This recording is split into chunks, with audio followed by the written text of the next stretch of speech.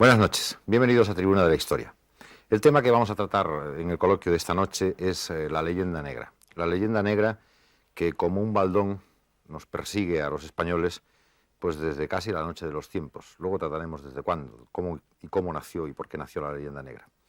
Si lo redujéramos a los simples términos del folclore, todos ustedes saben que hasta al menos hace muy pocos años, en los Países Bajos, en especial en Holanda y en Bélgica, a los niños, cuando no se duermen por las noches, les decían, duérmete, que vienen los españoles. Y los niños dormían envueltos en sábanas y en terrores. Luego una reina española en Bélgica palió bastante con sus acciones y con su conducta y con su categoría un poco esa leyenda negra. Pero ahí está y ahí subsiste. Y esta inefable televisión española que les ofrece este programa, pues hace muy pocos días les ofreció a ustedes en la serie esta de Ciudades del Mundo un magnífico reportaje hecho en el extranjero, donde se afirmaba que los españoles en México habíamos matado nada menos que a 6 millones de indios, lo cual nos parece mucho matar. En todo caso, con la autoridad y el peso específico de las 4 personalidades que en el mundo más saben y mejor pueden decir sobre la leyenda negra, vamos a tratar hoy el tema en este programa. Son don Miguel Ballori y Muné. Es jesuita, catedrático de Historia Moderna en la Universidad Gregoriana, miembro de la Real Academia de la Historia, es miembro del Instituto de Estudios Catalanes, es un experto y un investigador sobre cultura catalana y sobre historia moderna de España e Hispanoamérica. Don Bartolomé Benassar, francés, me parece de nacionalidad, pero absolutamente entroncado en Mallorca, no hay más que hacer caso a su apellido, es catedrático de Historia Moderna en la Universidad de Toulouse e investigador sobre historia de España. Don Mario Hernández Sánchez Barba es catedrático de Historia de América en la Universidad Complutense y es director del Departamento de Historia de América en la Universidad, por supuesto historiador y escritor. Don Antonio Domínguez Ortiz hace muy poco le perdió la docencia porque se ha jubilado. Era catedrático en el Instituto Beatriz Galindo, pero afortunadamente no le perdió la historia. Sigue investigando, y ahora más que nunca, sobre historia y es miembro de la Real Academia de Historia. Vamos, como siempre, a introducir el tema con unos minutos de filmación e enseguida iniciamos el coloquio. La leyenda negra antiespañola, una expresión hoy muy divulgada, aunque de origen relativamente reciente. La acuñó a comienzos de este siglo el historiador Julián Juderías como título de un libro que produjo impacto. En él se recapitulaba cuanto contra España, su cultura y su acción en el mundo se ha dicho desde el siglo XVI hasta nuestros días, y señalaba las fuentes principales de la leyenda. La apología de Guillermo de Orange, las relaciones de Antonio Pérez y la utilización abusiva de las obras de Fray Bartolomé de las Casas. Pero si la expresión es moderna, las ideas y los hechos son antiguos. Cuando en el siglo XVIII Forner y Cabanilles refutaron el artículo escrito sobre España por Mason para la Enciclopedia. Cuando a comienzos del XVII Quevedo escribió su España defendida, ¿qué hacían sino rebelarse contra lo que ellos estimaban un conjunto de errores y calumnias sobre España y los españoles? Aunque polémicas de este género hubo siempre, protagonizadas por pueblos muy diversos, parece como si los españoles fuéramos más sensibles a estos ataques. Quizás ninguna otra comunidad política ha hecho un inventario tan minucioso de agravios y en esta labor ha sido secundada por historiadores extranjeros. Un italiano, Benedetto Croce, recogió los testimonios hostiles a los españoles en la Italia del Renacimiento y analizó sus motivaciones. Un sueco, Arnoldsson, estudió el desarrollo del sentimiento antiespañol en la Alemania protestante. Un anglosajón, Powell, ha escrito sobre las consecuencias de la leyenda negra en las relaciones entre Estados Unidos y el mundo hispánico. El catálogo total de cargos es impresionante.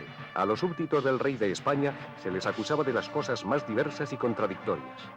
Para los italianos eran un pueblo de judíos y moros, sospechoso en su fe. Para los alemanes, ingleses y holandeses, católicos intransigentes sometidos a los monjes y defensores de la Inquisición. La rapacidad, la soberbia y el afán de dominio aparecen una y otra vez descritas como características del hombre español. Lo mismo en tratados magistrales, como la Historia de las Indias de Reynal, que en folletos de propaganda, de los que pueden ser ejemplo las Filípicas de Tazzoni. La acción de España en las Indias ha suministrado una gran cantidad de material cuya carga polémica está lejos de haberse extinguido. Y como telón de fondo y denominador común, la crueldad, manifestada en las más diversas formas y escenarios.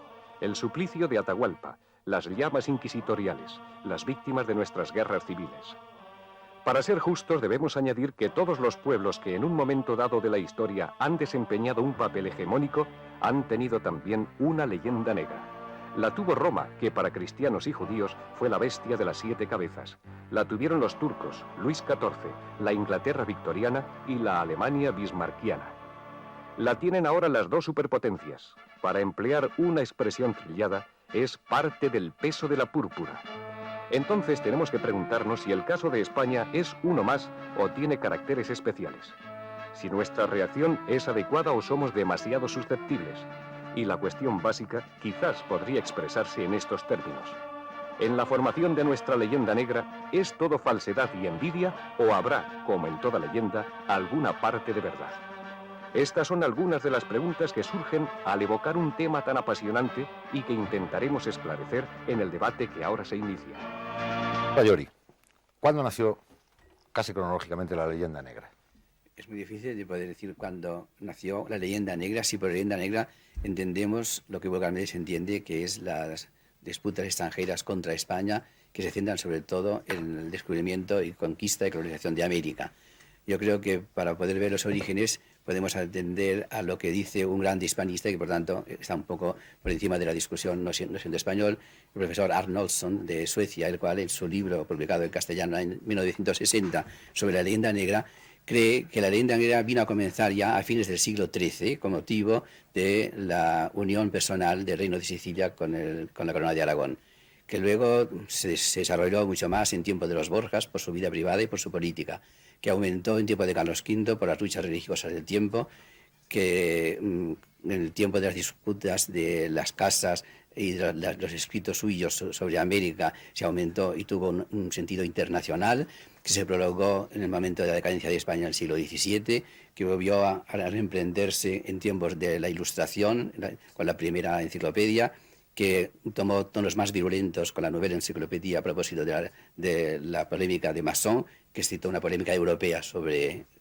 todo el problema de España, y además el problema grande que ha expuesto Antonio Gervi sobre el problema de América en general y de América española, que es vigente en Europa desde 1750 hasta 1850. Por lo tanto, la leyenda negra abarca muchos periodos y muchos temas. En general, se toma como centro la cuestión americana y una actitud de los españoles de defensa, de apología y de polémica. Yo creo que aquí hemos de ver una visión mucho más grande del problema de la leyenda negra, y no desde un punto de vista apologético, sino desde un punto de vista puramente histórico. ¿Qué sería para usted la leyenda negra? Pues si me permitan, yo plantearía el tema de la manera siguiente. Primer punto, existieron elementos objetivos para que se forme una leyenda negra antihispánica. Y contestaría indudablemente sí.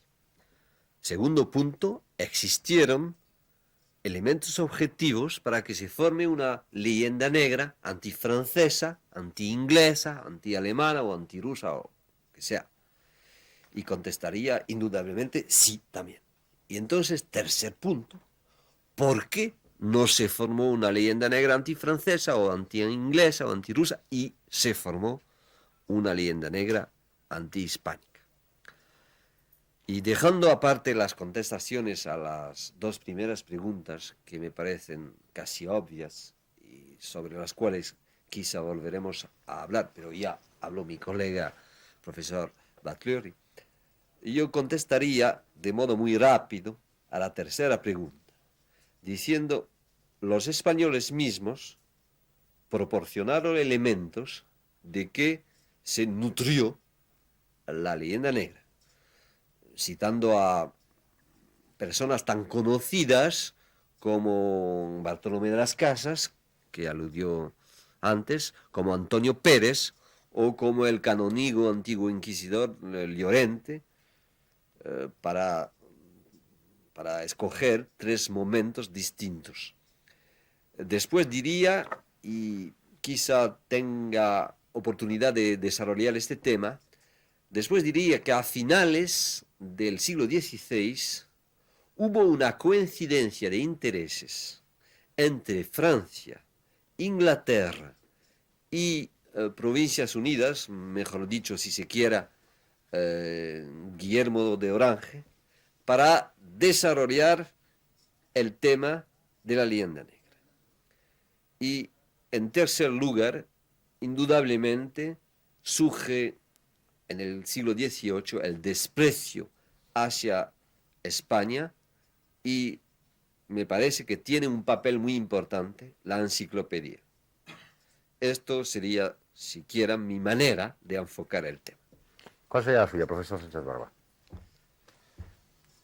Mi planteamiento, en líneas generales, viene a coincidir absolutamente con los planteamientos hechos por el padre Batllori y por el profesor Bennassar. Pero yo naturalmente soy americanista y como tal pues le doy a este planteamiento y al desarrollo de esta tesis una visión básicamente americanista, como es natural y lógico.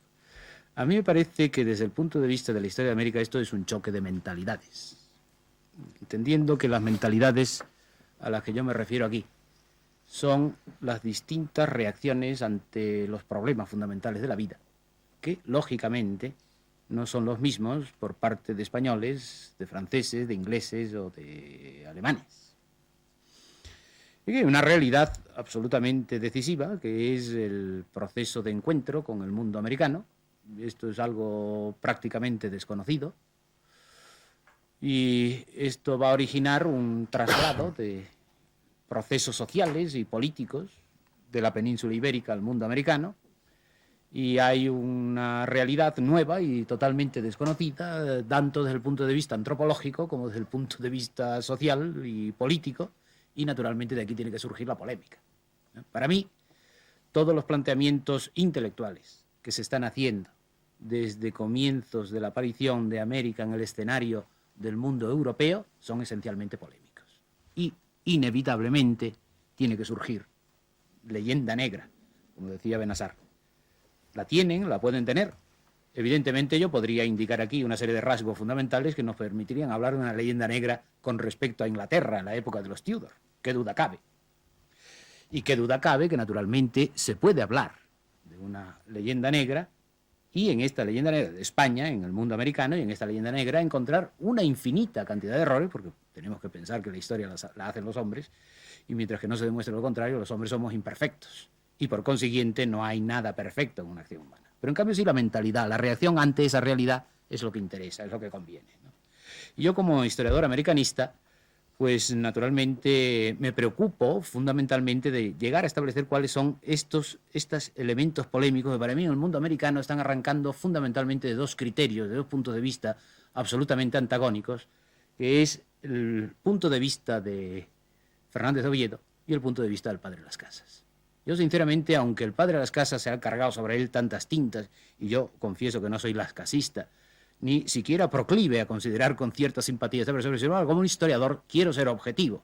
El padre de las Casas, en gran parte, está elaborando todas sus tesis a base de una polémica frente a Fernández de Oviedo y una polémica frente a Hernando Colón. Y naturalmente Hernando Colón está defendiendo una posición, que es una posición muy honesta, porque es defender a su padre, y naturalmente el otro no puede aceptar esta defensa de unos criterios que él considera objetivos, y de aquí va a surgir. Ahora, ¿cómo se interpreta esto? Esta es la cuestión. ¿Cómo se interpreta el que un historiador ante una realidad viva exagere incluso, como en el caso del padre de las Casas, no digamos nada lo que es la brevísima relación de la destrucción de las Indias? Es una hecatombe, prácticamente los españoles somos incapaces, aunque estuviésemos con metralletas y la bomba atómica de matar tantos, como dijo el padre de las Casas, pero es que él está insistiendo en una línea muy específica que va a ser interpretada después. Es decir, aquí está la cuestión y el problema para mí. Esta interpretación, que todavía persiste hasta hoy en día, nos pone en presencia de un fenómeno altamente curioso, porque la leyenda negra antiespañola con respecto a América, es decir, la leyenda negra hispanoamericana, que estudió hace muchos años Rómulo de Carbia, este gran historiador argentino, pues naturalmente no se limita exclusivamente a una posición en que la polémica plantee la defensa o el antagonista de la polémica plantee el ataque, sino fundamentalmente es una interpretación de polémicas y ataques, que es en donde se va a producir la falsedad de la leyenda negra o la certeza de la leyenda negra. Y naturalmente en el mundo americano esto no se interrumpe con el final de la dominación española en América. Esto continúa en los libros de texto, esto continúa en una serie de opiniones de tipo periodístico, y esto está a la orden del día y salta en cualquier esquina de cualquier ciudad hispanoamericana en cualquier momento. Esto indica que aquí hay un peso muy profundo, muy grande, muy muy importante que está llevándonos hacia esto que yo llamo el estudio de la mentalidad como reacción ante la vida. Ahí es donde yo creo que debemos de insistir. Profesor Domínguez Ortiz. Yo creo que el problema ha quedado ya algo despejado con las intervenciones de mis compañeros, pero de todas formas hay todavía mucho más que decir. Este tema es de aquellos en los que nunca se agota porque presenta una multiplicidad extraordinaria. Esto es, creo yo, el primero de los factores que habría que analizar. La leyenda negra no es una, es múltiple. Es decir, hay muchas leyendas negras relativamente independientes entre sí, de tal manera que cuando se hace la apología y la refutación de una, queda todavía pendiente otra y otra. Es como una hidra de 7 cabezas que nunca se acaba de abatir. Y esto tiene su justificación en el sentido de que España pues, ha actuado en muchos terrenos. España tuvo un protagonismo extraordinario en el Mediterráneo. España llegó hasta Grecia y en son de guerra, lo cual siempre produce reacciones. España dominó gran parte de Italia, con gran disgusto de los italianos que se consideraban como más cultos y como herederos de la antigua Roma. España estuvo presente en todos los conflictos de la Europa central, del Mar del Norte, en los problemas de Inglaterra, y luego traspasó el océano y descubrió un nuevo mundo. Naturalmente, a cada uno de estos aspectos corresponde una visión antitética de los oponentes, de los rivales, de los vencidos. Más luego, pues hay también leyenda negra religiosa, cultural. Y en este sentido creo que también tiene importancia el hacer referencia a otro aspecto que no debe ser desdeñable, que es la posición fronteriza de España. España es la frontera de Europa. Y esto, en un aspecto, es un timbre de honor. Como frontera de Europa, pues ha establecido en la Edad Media el vínculo con Oriente. En la Edad Moderna el vínculo con Occidente, el vínculo con América. Ahora bien, también tiene su contrapartida. Al ser frontera de Europa, ha dado lugar a que bastantes le discutan si es esencialmente europea. Si España es realmente Europa. Es decir, esa frase tópica de España empieza en los Pirineos está latente ya en esas críticas de los italianos renacentistas que dicen que los españoles son medio judíos y medio árabes, es decir, que no son plenamente europeos. Y después, en las críticas de los ilustrados, que estiman que el retraso cultural de España es un índice de su escasa europeidad. De manera que primeramente tenemos como un dato específico de la leyenda negra española, que la diferencia de las que han sufrido y sufren todos aquellos pueblos que tienen un papel destacado en la historia, los múltiples aspectos. Luego también me parece que mientras que respecto de otros países la oposición, teñida muchas veces de calumnia, de exageración, que es lo que da lugar a una leyenda, es puramente política, en España se ha teñido mucho con el aspecto religioso. Y entendámonos bien, con el aspecto religioso no solamente en cuanto enemiga y propugnadora de la lucha contra el infiel, contra el mahometano, contra el luterano, por supuesto. Esto es un dato fundamental. Pero es que incluso entre los pueblos católicos de Europa también se ha creído notar como un acento especial del catolicismo español que no era el de ellos. Es decir, ese fenómeno tan típico, ese ingrediente tan esencial de la leyenda negra, que es la Inquisición, no afecta solo a los no católicos. Países muy católicos también han sido rotundamente enemigos de la Inquisición y por esa vía también enemigos de España. De manera que en Nápoles, pues, la oposición a que se introdujera la Inquisición fue total. No hubo manera de poner allí la Inquisición. Y hay un texto muy curioso de un irlandés aclimatado en España en el siglo XVIII, se llamaba Ward.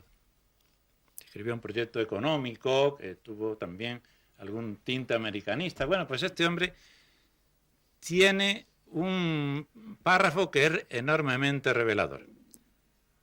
Cuando se le encarga en una de sus misiones a ver si puede reclutar irlandeses para España, estamos en la época en que los gobiernos ilustrados quieren repoblar España, dice que en Irlanda hay simpatía por España, pero también hay un gran recelo a vivir en España a causa de la Inquisición. Es decir, que incluso un pueblo tan católico como el irlandés sentía un rechazo hacia el tipo de catolicidad que preconizaba, que practicaba España. Y por último, pues yo señalaría como una característica de la leyenda negra antiespañola la persistencia. Porque claro, leyendas negras tuvieron todos los grandes países y todos los grandes imperios, pero con el tiempo se han desvanecido, se han suavizado.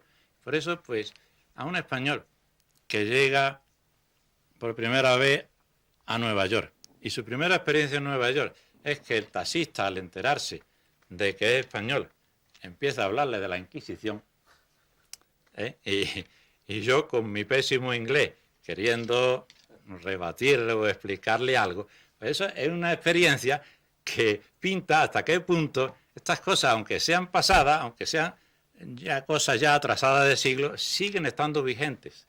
De manera que a mí me parece que hay, aunque todos los grandes países hayan tenido o tengan su leyenda negra, la leyenda negra española tiene una serie de caracteres muy comunes, muy específicos, que en cierto modo la hacen algo aparte de las demás. Quizá, yo no sé si estamos en lo cierto, pero hay como tres temas determinantes en el gran tema de la leyenda negra que merecerían ser tratados con detalle, como puede ser la leyenda negra en América, como puede ser la Inquisición y como puede ser tal vez la leyenda negra en Europa, los Países Bajos, es decir, Antonio Pérez. Yo creo que deberíamos a lo largo del programa tratar de tocar al menos estos temas. Si les parece a ustedes, empezamos por América, por ejemplo.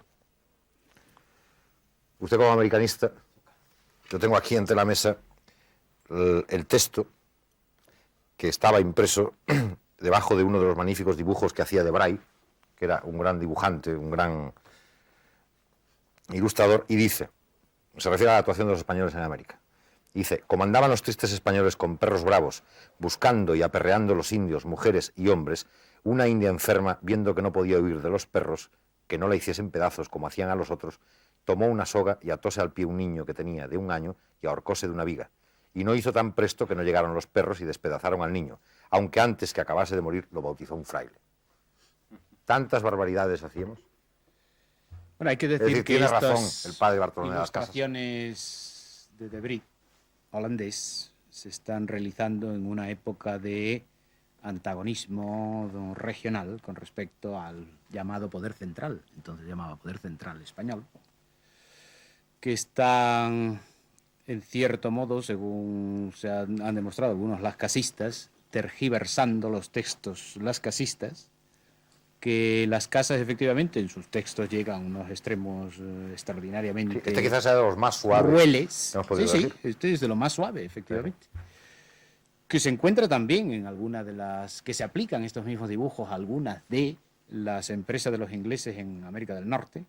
Esto es alguno de estos dibujos de Debris se aplica también a la acción de los ingleses. En fin, esto yo diría que es fundamentalmente el sensacionalismo de el choque producido por una novedad radical, que es el mundo americano. Y esa novedad radical del mundo americano está representada fundamentalmente por una población totalmente distinta a la que se le va a catalogar como infiel sin serlo. Y va a surgir una vez más una polémica entre la infidelidad y el paganismo.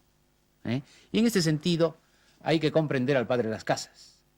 Yo no creo que el padre de las casas tuviese un propósito desfigurado mentalmente hablando, tal como se ha dicho, de hacer una indicación a propósito. Esto se debe esencialmente, insisto, a que el choque que se produce entre el mundo ibérico y el mundo americano tiene que ser forzosamente, desgraciadamente, es un choque que se interpreta como un choque militar.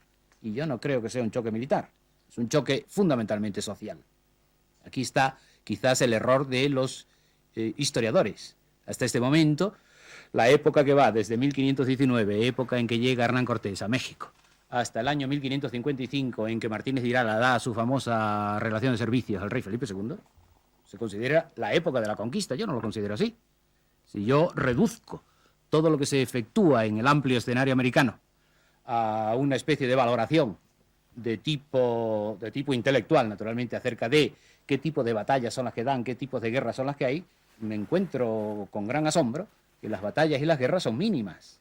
Aquí lo que hay es una adecuación de una población sobre otra, en la cual se plantean inevitablemente una serie de choques, en muchas ocasiones crueles, que duda cabe, porque naturalmente hay que pensar que las compañías que estaban integradas en estas compañías son gentes que se inscriben en la bandera de un capitán que les va a ofrecer un determinado botín y que van a vivir de ese determinado botín y que aspiran naturalmente a mejorar su nivel de vida, tanto en la península ibérica como, si fuera posible, allá, y que van a crear sus formas de vida nuevas sobre este reino. Yo no creo, sinceramente, que en ningún caso se llegara a estos extremos. Quizá citaría más adelante, cuando entremos un poco más profundamente en discusión, la terrible distorsión que se ha hecho con respecto a la caída vertical de la población del Caribe, de las grandes Islas Antillas. Naturalmente que el padre de las casas va a decir, aquí hay una población de 1 millón de habitantes que desaparece, y cuando se hace un primer censo aproximativo hacia el año 1536, resulta que aquí no quedan nada más que unos 20 y tantos mil indios. Esto es un desastre, esto es una hecatombe.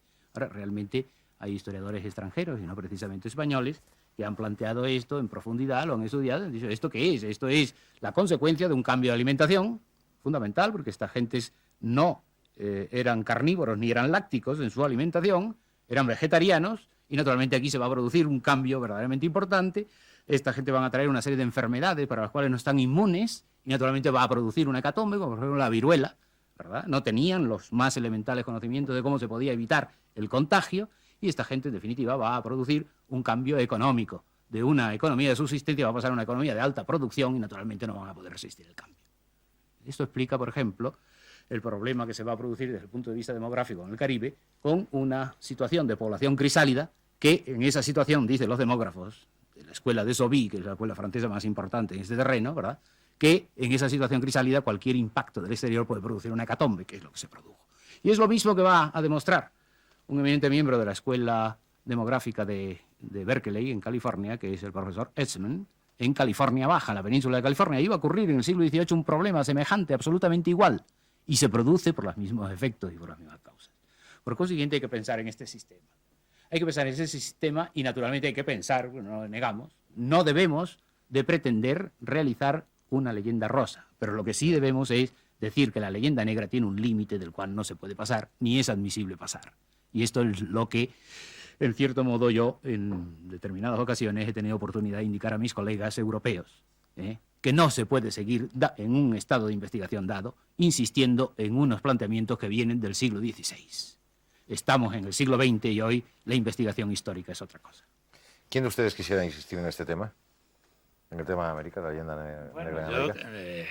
A propósito de lo que acaba de decir Mario Hernández, pues apoyando su idea, diría que hay que disociar dos cosas, es decir, el hecho de la caída de la población y la culpabilidad o responsabilidad de los españoles, que es la postura de Chauny, es decir, Chauny es de los que se apuntan a las tesis populacionistas más extremadas. Él cree, yo aunque un poco lego en este asunto, me parece exagerado, pero él cree en las cifras muy altas, altísimas, en la población de las Antillas y de la meseta de Anáhuac. Ahora, él no culpa a una acción violenta de los españoles por esta caída, sino a esta serie de factores de tipo sociológico, de tipo económico, de tipo biológico también, que se han producido en otras. Cada vez que se ponen dos culturas muy distintas en contacto, una muy superior a la otra, entendámonos, muy superior no en sentido racista, sino en sentido del utillaje tecnológico pues la inferior evidentemente pierde y hasta tiende a desaparecer. Y hay que tener en cuenta, en fin, que esta desaparición en realidad pues revistió dos formas: desaparición o disminución, y mestizaje. El mestizaje es también un elemento muy importante tener en cuenta para darse cuenta de cómo va disminuyendo a lo largo de los años la cifra de la población puramente india, porque mucha parte de esa población india subsiste en forma de población mezclada, de población mestiza. Bien, vamos a hacer una pausa, estamos dentro de unos minutos de nuevo con ustedes.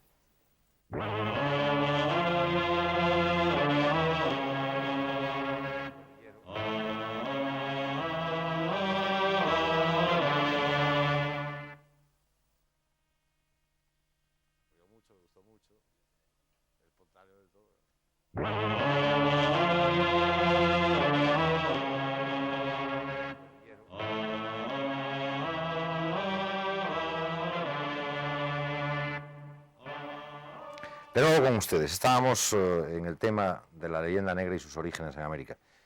Quizá yo quisiera, padre Batllori, que usted añadiera algo. Yo insistiría en el punto que ya ha tocado el colega Hernández Sánchez de Barba, de que realmente la difusión de esa leyenda, que luego se llamará negra, se debe en gran parte a las circunstancias políticas de las naciones enemigas de España en tal circunstancia determinada. Antes se ha hablado, naturalmente, de la actitud de los holandeses contra España en este momento y la difusión de toda esa propaganda de tipo escrita y con ilustraciones en contra de la nación española de América. Pero yo creo que eso se da en toda una serie de naciones. Por ejemplo, precisa solamente que en Italia las casas fue desconocido hasta el año 1618. Y fue en 1618 cuando comenzó a utilizarse el nombre de las casas en función de una polémica de avisos del Parnaso provocados por un aviso del Parnaso salido en Madrid anónimo, quizás obra de Quevedo. Entonces viene la lucha de los avisos del Parnaso en donde utilizan al padre de las casas en función antiespañola. Luego cesa un poco esa polémica y vuelve a salir el año 1626 y desde esta fecha hasta 1657 se tienen toda una serie de traducciones de las casas con prólogos, prefaciones y comentarios enteramente antiespañoles.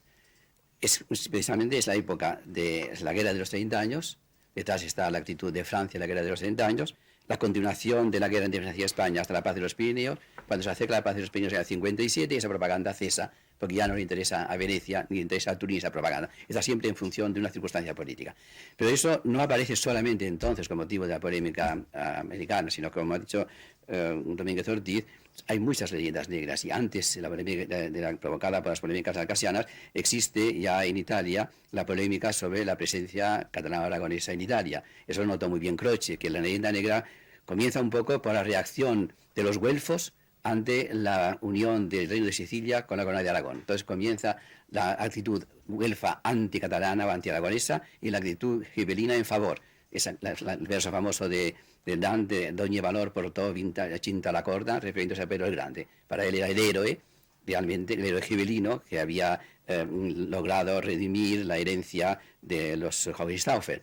Viene después el momento en que parece que Jaime II se pasa al bando gibelino con la paz de Anagni, y entonces el mismo Dante habla en contra de los hijos de aquel grande rey que se habían sometido al Papa. Mira que siempre hay una función política. Y lo mismo se repite en tiempo de los Borjas. Naturalmente había una enemistad muy grande en los ambientes romanos, de una manera particular, sobre el predominio español, particularmente valenciano, en la corte de Alejandro VI de modo particular. Naturalmente los humanistas se ensañaron en la vida privada de los Borjas.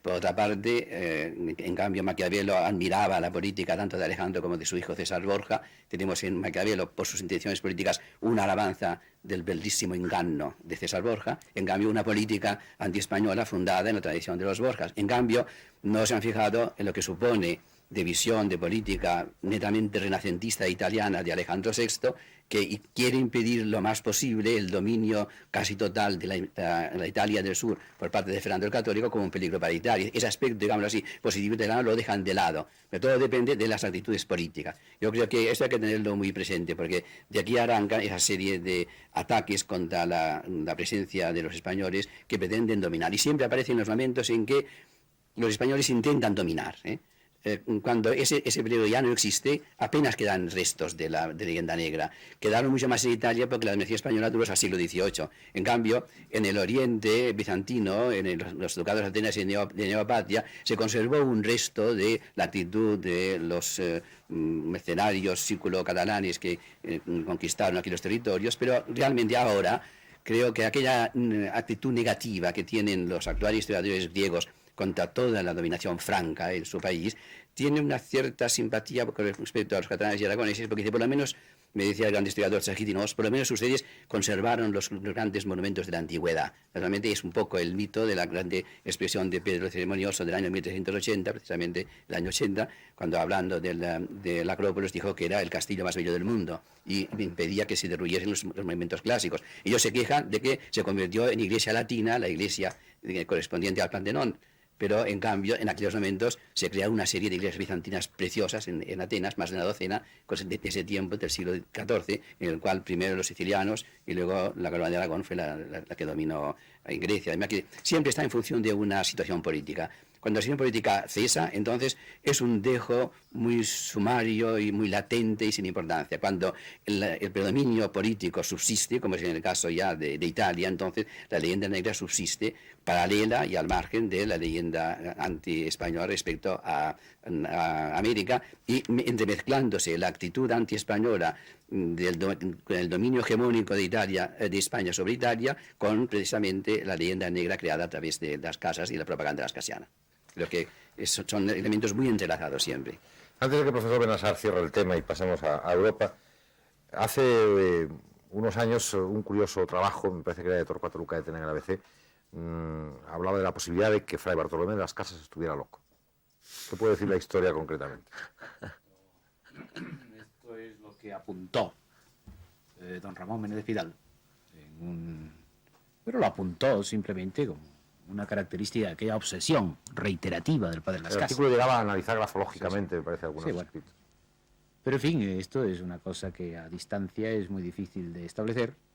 Los intentos que se han hecho, según entiendo, por algunos historiadores franceses para ir a determinar, a través del análisis del cabello de Napoleón, la posibilidad, pues en fin, no sé si han llegado a algún resultado, pero en fin, en todo caso, si en Napoleón no es posible, va a ser con el pobre padre de las casas, ¿no? Ahora yo, lo que me gustaría, sí, porque me ha parecido enormemente interesante lo que acaba de decir el padre Ballori, es reafirmar, efectivamente, hay un momento político de predominio español, inmediatamente viene la reacción, concretamente en el siglo XVIII, en un momento en que el reformismo español tiende a crear una nueva dimensión política en América, surge una reafirmación, no digo yo de la leyenda negra, sino una serie de aspectos que van a ser contrarrestados por los jesuitas expulsos en Europa y muy concretamente en Italia. Sobre esto el padre Ballori ha escrito una monografía verdaderamente decisiva. Es rigurosamente cierto esta cuestión, ¿eh? A su vez esta mentalidad en donde los jesuitas lo que dicen, oiga, cuidado, que ustedes están hablando de una cosa y con unos datos que son inciertos, y nosotros que venimos de allí, esto es la realidad, ¿eh? Lo mismo se podría decir quizás con respecto a este artículo de Torcuato Luca de Tena, al cual se refería Silva, ¿no? Hay que estar en la realidad. Yeah. Evidentemente hay que tener, en fin, una tendencia a no hacer unas afirmaciones, en fin, nunca de este calibre y con esta rotundidad, porque normalmente, en fin, los datos de que se disponen, especialmente para determinar cosas de este tipo, son muy difíciles, muy endebles, ¿no? Pero, en fin, en este caso, lo de las respuestas a los naturalistas franceses, por ejemplo, por parte de los jesuitas en Italia y en Francia y en Alemania, esto sí que es verdaderamente importante. Para ese punto yo diría que don Ramón Menéndez Pidal hablaba lo más de una psicosis. Una psicosis no es un caso de locura, claro, que es muy distinto, ¿eh? Por tanto hay que precisar muy bien. A pesar de la actitud de antipatía radical que tenía don Ramón hacia las casas, no habla nunca de locura, sino de una psicosis. Y la psicosis puede tener personas también normales, ¿verdad? En segundo lugar, lo que es curioso es un hecho histórico en que hay como un oasis. Desde la última edición de Las Casas en Italia, de 1657, no aparece ninguna edición de Las Casas hasta 1843, porque una del siglo XVIII que yo noté en mis trabajos resulta que es una edición falsa por una confusión de bibliógrafo, una edición que yo no había controlado y que no ha existido nunca. De manera que se pasan 2 siglos en que no aparece ninguna reedición de Las Casas. Y sin embargo, había una actitud latente de la idea de la crueldad de los españoles en Indias. Y los jesuitas en el siglo XVIII se encontraron con con esta idea latente. Y contra esa idea latente que se repetía, y se repetía más bien de palabra, y eso es lo curioso, en los momentos en que había una reacción contra España que comenzaba una decadencia porque salía de Italia, ya no era dominada de Italia, entonces viene un catalán precisamente, Luis de Perpiñán, que dice, yo soy independiente porque nosotros catalanes no tuvimos nada en la conquista de América, yo soy español pero no soy castellano, y en cambio yo creo que lo de las casas y los historiadores anteriores, Benzoni, es exagerado. Aquí es un momento de defensa porque entra en un momento en que no en Italia, sino en toda Europa, a través de las obras de Renal y de Pau y de todos y de Robertson, se vuelve a sacar la leyenda negra de América. Es como un retorno de la leyenda negra desde mediados del siglo XVIII, que va perdurando hasta las guerras napoleónicas. Y es contra ese ambiente creado, no por el lascasismo perdurante, latente en Italia, que quizás no se comprueba, sino por este neolascasismo que viene a través de los escritores europeos, que son muy leídos y traducidos en ese momento. Eso ya ha sido bastante bien estudiado, y claro, la aportación de los jesuitas fue muy grande, porque en general, con el destierro, el nacionalismo queda más exacerbado. Seguramente un Masdeu en España no hubiera sido tan españolista como lo fue en Italia. Esa situación del destierro que acucia a una actitud de defensa. Y en ese momento sí que quizás los grandes defensores de la colonización española fueron todos jesuitas, incluso algunos procedentes de América, no solamente los españoles, sino algunos procedentes de América que sabían unir un respeto por la tradición española de América y un sentimiento, yo diría, regionalista, prenacionalista, en algunos netamente nacionalistas, sobre todo los que llegaron a ver la independencia de hecho, como por ejemplo Molina, en otros son precursores de la independencia, como Vizcarra, pero había más bien una actitud de moderación. No se puede decir que ellos fuesen enteramente anti-españoles, ni siquiera los más independentistas. Bien, yo quisiera rogar además que ya hacer usted el tema de América y que entre en el tema de Antonio Pérez. Yo diría que no estoy completamente de acuerdo con ciertos aspectos de la intervención última del padre Bagliori, porque me parece que en el momento en que precisamente el poder político de España ha caído bastante, en el siglo XVIII, en este momento preciso corresponde al apogeo, siquiera, quizá al apogeo de la leyenda negra. El desprecio, por ejemplo, a España, tal como se refleja en la enciclopedia, pues yo creo que coincide con un momento en que el poder político de España ha bajado mucho. Pero quisiera volver efectivamente sobre el tema americano para precisar cómo se enlaza con los otros temas, porque creo yo que todos los temas de la leyenda negra van muy mezclados. Y, por ejemplo, en un tratado bastante poco conocido, un panfleto, que se publicó en Francia en el año 1595 por un cierto Hugo Dufay, con un título muy significativo, porque se llama El anti-español. Pues en este tratado se habla de los españoles del modo siguiente: moros que están manchados por la sangre de los indios que arruinó o que destrozó a Indias y que arruinó al Perú. De modo que así aparecen dos cosas: el tema americano que acabamos de tratar y otro tema muy curioso, según el cual los españoles son malos católicos. Es un tema quizá paradójico, pero que ha tenido bastante fuerza, que son malos católicos porque son medio mahometanos o medio judíos. Y hay muchos ejemplos de esta concepción, según la cual los españoles son cristianos nuevos todos, mientras que, por ejemplo, los italianos o los franceses son cristianos viejos. Hay un texto, por ejemplo, de Gues de Balzac, que es un escritor bastante conocido, en 1594, que dice, lo tengo aquí en francés, si quiere, y lo traduzco en español, si quiere tanto a la religión católica, si quiere tanto, se trata del rey de España, y si odia tanto a los que no son católicos, ¿cómo puede él aguantar a los judíos y a los marranos en este país? Y añade más tarde, me será permitido creer que todos estos marranos que hacen tantas señales de la cruz y que se golpean tanto el pecho con tanta fuerza en la misa, sin embargo son judíos y mahometanos a pesar de lo que quiere demostrar. De modo que nos encontramos con una cosa, con un aspecto muy curioso de la leyenda negra, que es que se acusa a España no de intolerancia, sino al contrario, de una excesiva tolerancia hacia con los judíos o los marranos y los maometanos. Y es un tema muy utilizado en la propaganda francesa, que sí España ha conseguido librarse de la dominación maometana, es gracias al socorro enviado por los cruzados del norte de Francia o de Francia.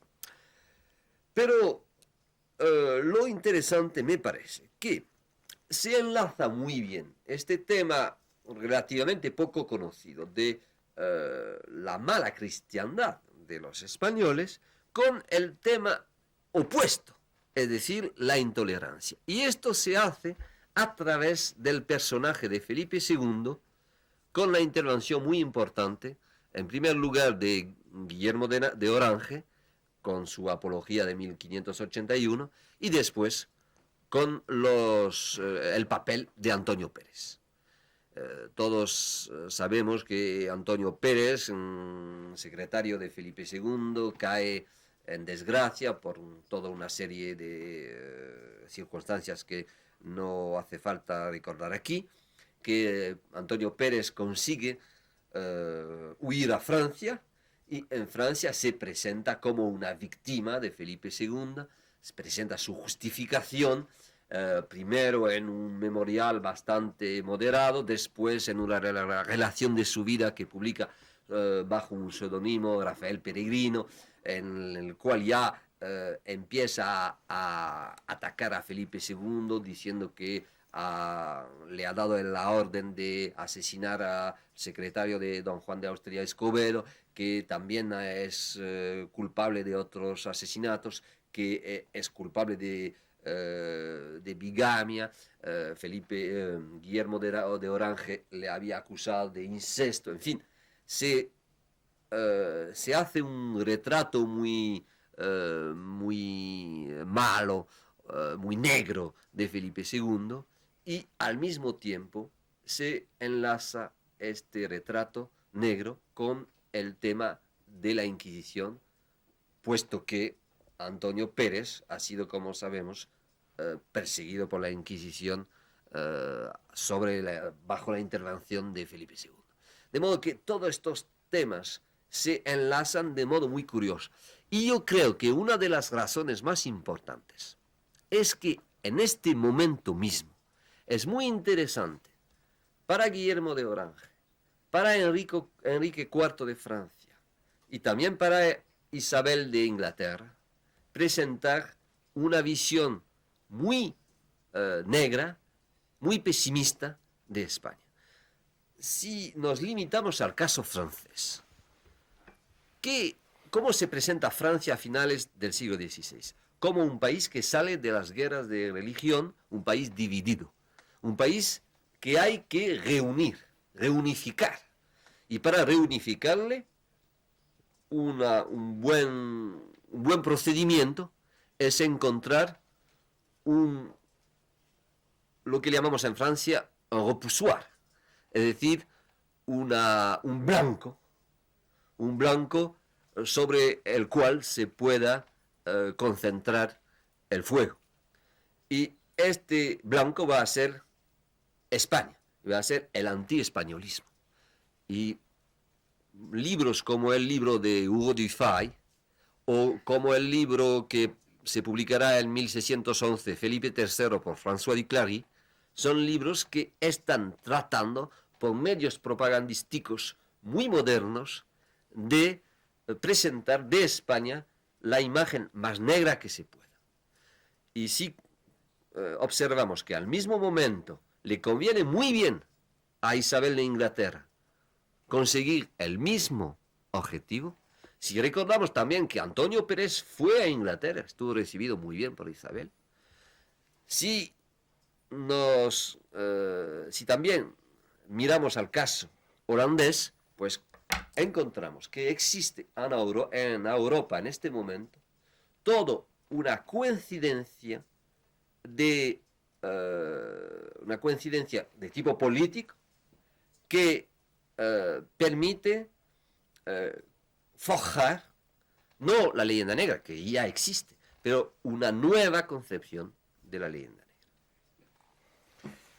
Sí, por favor. Yo quería indicar que cuando yo hablaba de la actitud antiespañola en el siglo XVIII, yo distingo entre una actitud general italiana fuera del reino de Nápoles desde que aparece allí Carlos III, una actitud antiespañola en el campo literario. Es decir, todo el mal gusto viene de España, pero no se llegó a la cuestión americana hasta que llegan las obras de un francés, el Abate Renal, de un católico holandés, de Pau, y de un sacerdote obispo anglicano, Robertson. Que entonces es cuando comienza a entrar el problema de América. Mientras no llegan esos libros o sus traducciones, lo único que atacaba a España era que había sido el caso de mal gusto. Pero no se trataba del tema de América, había quedado como limitado a una cosa que perduraba latentemente. Y fueron esos tres extranjeros los que excitaron en Italia la cuestión antiespañola en función americana, no en función literaria. Hay que tener siempre en cuenta eso. En el siglo XVIII se dan cuenta todos los españoles, no solamente los jesuitas, sino todos los españoles que viven en Roma y en Italia en el siglo XVIII, aún antes de Carlos III, que es una nación enteramente hostil a España, que vive en una nación que es enemiga. Y el Colegio de España de Bolonia se considera como un baluarte que defiende a España en una nación que es constantemente enemiga de España. Pero esta enemistad, en el aspecto de la llamada leyenda negra de carácter hispánico, no aparece sino por reflejos europeos. Sí. No por perturbación española, sino por reflejos europeos extraalpinos. Sí, ahora he entendido mucho mejor su intervención. Insisto, sin embargo, que es completamente distinto. Insisto sobre la fuerza del tema que tuvo, no en todos los países quizá, pero en Francia por lo menos, y en Italia también, porque por ejemplo en la sátira número 7 del poeta italiano Ariosto, dedicada a Pietro Bembo, por ejemplo, dice que los españoles no creen en la Trinidad. Bueno, pero el tema del malo católico, por ejemplo, en el tratado, en el panfleto de Hugo de Fay, es extremado de un modo increíble, porque se dice el castellano y el rey de España es medio moro, medio judío y medio sarraceno. Lo curioso del caso es que hay tres mitades. Y ahí, si me permite, Sí. abundando en lo que dice el profesor Benassar, que concretamente en esta época en Inglaterra, en el reinado de Elizabeth Tudor, pues hay tres personajes de primera fila que están abriendo, vamos a decir, la mentalidad atlántica. Pero en el Parlamento, Sir Walter Raleigh es uno cuyos discursos parlamentarios están siendo ahora estudiados y revelan una mentalidad política, es el que está planteando ante Elizabeth Tudor la necesidad de llevar a Inglaterra al establecimiento de un imperio inglés para no contrarrestar el español, sino para ofrecer una alternativa religiosa a los indios. Es verdaderamente Que curioso. puedan elegir. Porque el catolicismo llevado por los españoles, y eso está promovido por el famoso Hakluyt, que va a ser el gran pastor del Devon, ¿no?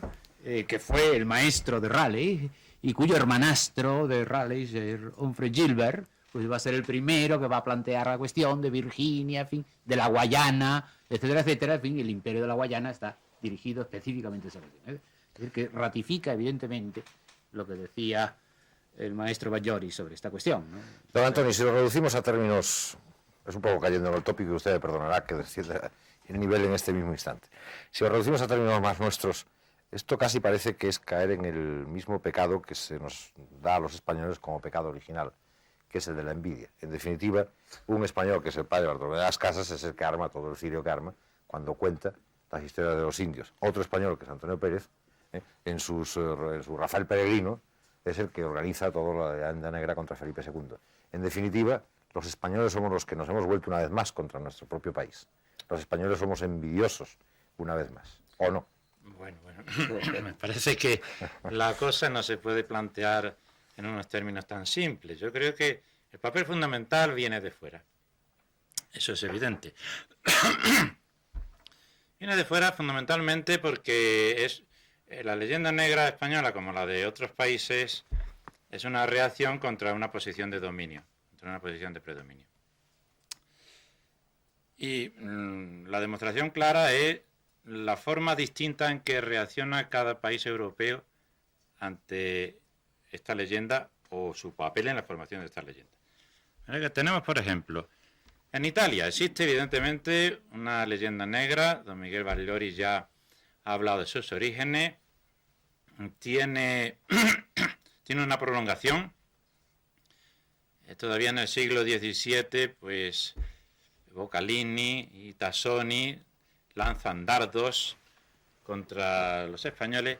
En fin, no son dardos envenenados, no son de la virulencia terrible que tiene en otros países. ¿Por qué? En parte porque aquí no juega el papel religioso, es decir, se trata de dos países católicos. En parte también porque, si bien existía un sentimiento nacionalista en Italia, pero la verdad es que no existía todavía un Estado italiano. Por consiguiente, no se podía decir, el Estado español está amenazando mi existencia. En todo caso, podría decir, está amenazando la futura existencia de un Estado italiano. Y lo mismo en Alemania, porque en Alemania sí existía la cuestión religiosa. En Alemania sí existía el antagonismo entre el alemán protestante y el español católico, como ha puesto de relieve Arnolfsson. Y sin embargo vemos que los ataques procedentes de Alemania tampoco son de los más virulentos. Los más virulentos, es decir, si vamos a encontrar el foco, el centro de gravedad, creo que lo encontraremos en Holanda. Y la prueba es que todavía hoy es donde se conserva más vivo el rescoldo. ¿Por qué precisamente en Holanda? Pues yo creo que porque aquí se da la conjunción de los dos factores, el factor religioso y el factor político. Es decir, Holanda es un Estado en formación y quien está evitando la formación de ese Estado es evidentemente el rey de España. O sea que ellos tienen que considerar que su Estado se hizo contra España. En este orden de prioridades, pues quizás después tendríamos que poner a Inglaterra. Es verdad que España no intentó anular el Estado inglés, pero quizá quiso satelizarlo, porque el sentido último del matrimonio que concertó Carlos V entre su hijo y María de Inglaterra, pues al final podía conducir, o temían los ingleses que condujera, a la supeditación de Inglaterra. Es decir, que aquí el sentido nacionalista de la oposición contra España también se ve muy claro. En Francia, bueno, pues en Francia realmente el sentido religioso no juega, o juega apenas, porque si bien es verdad que había protestantes franceses, quizás no son el elemento más activo. Me parece que las sátiras Menipea, y que me corrija Benassar si me equivoco, no son producto de un medio protestante, no son producto de un medio protestante, sino nacen en un medio católico. Moderado. Exactamente. Así que la sátira Menipea nace en un medio católico francés. Y de igual manera, pues Richelieu pues era nada menos que un cardenal. Entonces, ¿por qué Francia desempeña un papel importante en la formación de estas leyendas? Pues porque también veía, si no amenazada su existencia nacional, amenazada su predominio, amenazada su hegemonía, amenazada su expansión por ese camino de ronda español que empezaba en Milán y seguía a lo largo del Rin por Alsacia, Franco Condado, Luxemburgo, a los Países Bajos. Es decir, era también una reacción nacionalista. Así que a mí no me cabe duda de que el origen de la leyenda negra es una reacción nacionalista en varios países europeos, complicada con un profundo conflicto religioso, que es lo que le da su gravedad, su agudeza. Luego, como armas arrojadizas, se valen de otro elemento, se valen de la suerte de los indios de América, que en el fondo les importaba un pitoche, creo yo, y se valen de la caricaturización del hidalgo español, del honor español, la negativa a reconocer una cultura española importante, la creencia tan extendida y quizás en parte cierta de que el latín que se hablaba en España y que se escribía en España era de peor calidad que en otros sitios, pero todo esto como adherente, todo esto como ayudando al objeto principal que era, como digo, ese. De manera que yo estoy convencido de que el origen de la leyenda negra es indiscutiblemente extranjero. Ahora que tuvo auxiliar en España, eso sí, tuvo auxiliar en España, porque España pues ha sido un país de personas exaltadas, porque ha proporcionado mucha emigración de distinto tipo, emigración política, emigración religiosa. Al fin y al cabo, Antonio Pérez, pues, ¿qué era? Un emigrado político, que al mismo tiempo por la persecución de la Inquisición se convirtió en un emigrado religioso. Y después Olavide. Y luego no hablemos de las sucesivas emigraciones, que también, pues sí, han ido añadiendo, muchas veces contra su voluntad, pero por el solo hecho de la presencia de una masa de personas desplazadas en países extranjeros, aunque ellos conservaran íntegro su patriotismo, aunque se negaran a hablar mal de su patria, en los demás provocaba sentimientos de conmiseración, de adhesión a personas que huían de la tiranía. Todo eso, pues naturalmente, ha contribuido a reforzar esa sensación. Que los españoles han contribuido, pero en pequeña parte. Yo te querría hacer una inquisición. ¿Qué quiere Mario? Y en el 18 y en el 19 hubo una escuela de historia española que rebatiese con argumentos contundentes por vía de investigación la leyenda negra que venía de fuera. Ah, bueno, pues ese es el otro aspecto. Claro. España se crea, por decirlo así, una leyenda negra con su protagonismo mundial. Pero luego viene el gran cambio. A mediados del siglo XVII, con las derrotas, los españoles cesan de ser temidos y pasan a ser despreciados. Es decir, la leyenda negra, en cierto modo, cambia de signo. Pero esa retirada española, que es cierta, y que fue no solamente una retirada política, sino intelectual, nuestra falta de presencia en el mundo de las ideas, en el mundo de las letras, el hecho de que el libro español no circulaba por Europa, pues todo eso contribuyó a fijar una imagen tópica y arcaica que nosotros no combatimos oportunamente. Y yo encuentro ahí la explicación posible de lo que decía en mi primera intervención, la persistencia. ¿Por qué persiste tanto? Porque nosotros no hemos defendido nuestra imagen. Y eso creo yo que es la misión a realizar por la generación actual. Bien, estamos llegando ya al final del programa. Yo quisiera, padre Batllori, que usted, como en este caso representante de la Iglesia, nos definiera cuál es la responsabilidad de la Iglesia en la leyenda negra. Porque evidentemente toda la leyenda negra, en el fondo hay un algo religioso en medio de ella. ¿La Iglesia ha tenido alguna responsabilidad? ¿Tiene alguna responsabilidad? Tendría que distinguirse en cada periodo y en cada problema, ¿no?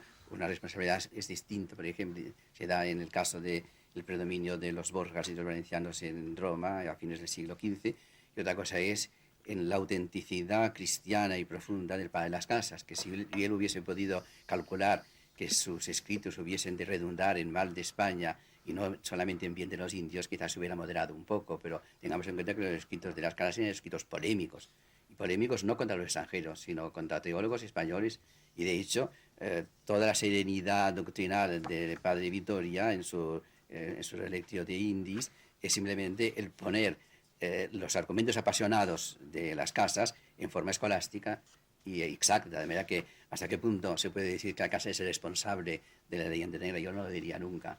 Más bien si hemos de ver un poco incluso la reacción contra la leyenda negra.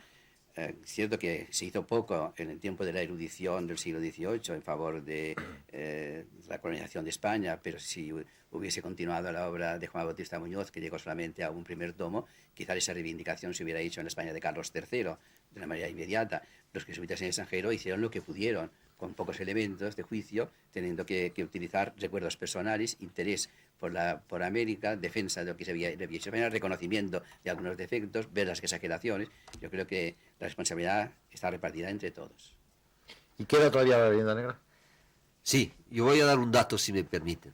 Hace año y medio exactamente estuvo convocado o invitado, mejor dicho, a una emisión francesa de mucha audiencia que se llama Le Dossier de l'Écran sobre la Inquisición.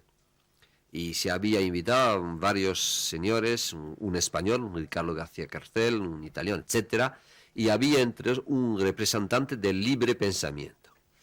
Y este señor sacó de su bolsillo una hoja de papel utilizando las cifras del Llorente, que como saben todos es una obra de principios del siglo XVIII, de 1818, publicado en Francia, y que ahora las cifras de Llorente están completamente negadas por todos los investigadores modernos, como exageradas. Pues sin embargo, este señor, con mucha sinceridad, utilizó las cifras de Llorente. Eso no en 1850, en 1979. Esto quiere decir que queda bastante todavía de leyenda negra. Eso tiene ocasión de comprobarlo, usted tiene todos ocasión de comprobarlo, cada vez que nuestro gobierno hace algo que le parece mal a cualquier otro gobierno extranjero. Los ataques son contra los aviones, contra los viajeros, contra los camiones, etcétera, etcétera. Bien, vamos a poner punto final. Tal vez sea posible algún día, profesor, el que, esto es casi soñar, Televisión Española y, por ejemplo, Televisión Mexicana hicieran una coproducción que fuera Hernán Cortés para dar en los dos países. ¿Colaboraría la historia en esto? Yo creo que sí, yo conozco grandes historiadores mexicanos que sin necesidad de ser partidarios o antagonistas de Cortés, admiran profundamente a Cortés en lo que Cortés hizo de bueno, que fue mucho, y critican lo que Cortés hizo de malo, que también fue mucho, y hay muchos historiadores españoles que hacemos lo mismo, ¿no? Esta es una idea que verdaderamente sería importante llegarla a hacer. Toda esta habladuría que hay en torno a la unidad de criterios en los pueblos de los dos lados del Atlántico, esto sería verdaderamente para mí la nota fundamental que llevaría exactamente a una dimensión verdadera de lo que es o de lo que fue la obra de España en América. Que los mismos mexicanos, reconociendo no con tonos rosas ni con tonos negros la realidad, que es en definitiva lo que aspiramos los historiadores, aproximarnos a la realidad, la aproximación a la historia, como decía mi inolvidable maestro, el profesor Vicens Vives, la aproximación a la historia, una vez más, fuera de todo tipo de vinculaciones ideológicas o partidistas, llegasen efectivamente a hacer la gran obra sobre una figura colosal y universal como fue la de Hernán Cortés. El realizador, por una vez, nos concede 5 minutos más de programa. Padre Ayori, quisiera que cerrara usted de alguna manera este coloquio sobre la leyenda negra.